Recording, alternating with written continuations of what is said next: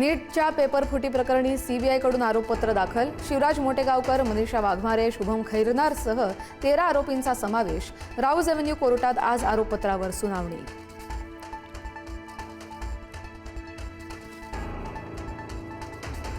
लोकसभेत आज सुद्धा परीक्षा सुधारणा विधेयकावर चर्चा. राहुल गांधी देखील होणार चर्चेत सहभागी. दुपारी 12 वाजल्यापासून विधेयकावर होणार चर्चा. केंद्रीय मंत्री जितेंद्र सिंग देणार उत्तर.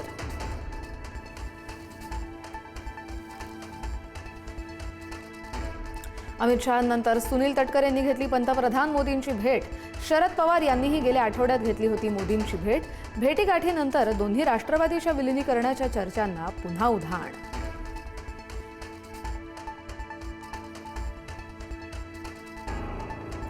पुण्याच्या पंचतारांकित हॉटेलमध्ये आज पार्थ पवारांचा साखरपुडा. राजकीय मतभेद बाजूला ठेवून पवार कुटुंबीय एकत्र येणार. मोजक्याच लोकांना साखरपुड्याचं निमंत्रण.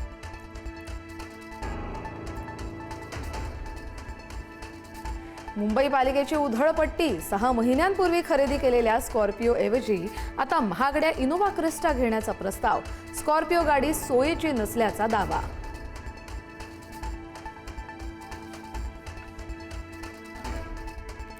अंतरवाली सराटीत आज मनोज जरांगेंचा संवाद बैठकीनंतर जरांगे दुपारी 1 वाजता घेणार पत्रकार परिषद. मराठा आरक्षणासह विविध मुद्द्यांवर भूमिका स्पष्ट करणार.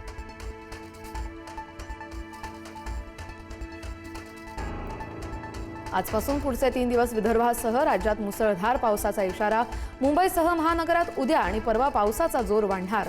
मुसळधार पावसाच्या अंदाजामुळे नागपूर, गडचिरोली आणि चंद्रपुरातील शाळांना आज सुट्टी.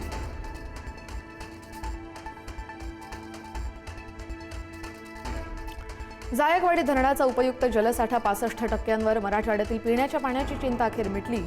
मुसळधार पावसामुळे गोदावरी खोऱ्यातून मोठ्या प्रमाणात पाण्याची आवक सुरू.